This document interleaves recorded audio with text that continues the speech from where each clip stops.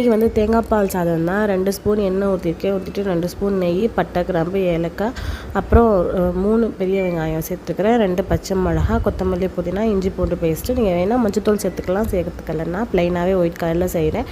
தக்காளி இதுக்கு சேர்க்க தேவையில்லை. அதுக்கப்புறம் 1 கிலோ அரிசி பாஸ்மதி ரைஸ் எடுத்துருக்கேன், அதை வந்து வாஷ் பண்ணி ஊற வச்சுருக்கேன். அதுக்கேற்றாப்புல தேங்காய் பால் வந்து நான் எடுத்துக்கிறேன். நல்லா கெட்டியான தேங்காய் பாலாகவே எடுத்துகிட்டு அதில் ஊற்றிக்க வேண்டியதான். ஊற்றிட்டு உப்பு பார்த்துக்கோங்க, உப்பு தேவையான அளவு கன்சிஸ்டன்சியை பார்த்துட்டு நல்லா கொதிச்சதுக்கப்புறம் நம்ம அது ஊற வச்சு வாஷ் பண்ணி வச்சுருக்கோம்ல பாஸ்மதி அரிசி, அதை வந்து அதில் சேர்த்துக்கணும்.